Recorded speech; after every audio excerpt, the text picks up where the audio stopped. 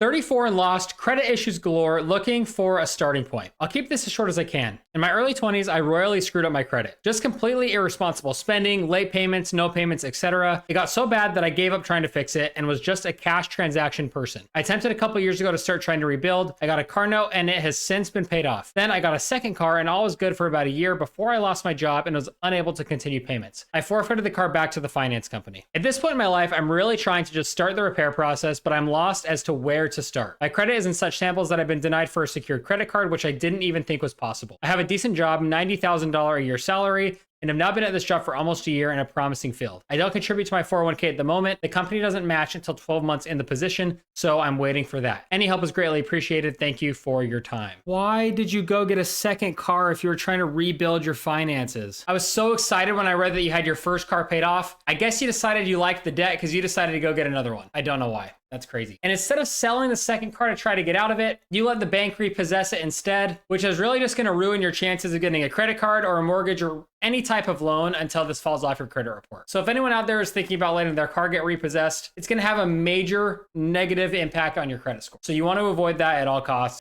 I'll stop bullying you. Here's what I would do if I was in your shoes. Number one, you've got to start doing a detailed budget and figure out where your money's going. You can't avoid the issue by just using cash. I like that you've avoided using credit cards, but again, you have to know exactly where your money's going every month. You didn't say if you still have a spending problem today, so hopefully you don't, but either way, I think you should do this. I think it's a good habit to have. Number two, you didn't really mention having any debt, but if you do, you're gonna wanna get this paid off as soon as possible. With the car repo, the bank probably took your car and auctioned it off for an amount that's way less than what you still owe on the car. And the bank's likely gonna come back and sue you for the difference. So start setting money aside now so that you can pay that off when the time comes. And you may be able to negotiate a little bit and pay a smaller amount than what the bank initially asks you for, but it really just depends on their willingness to negotiate. But like I said, set that money aside now, and if they don't sue, then you can just use that money to build up an emergency fund, or you can invest it. Number three, speaking of an emergency fund, you need to have one.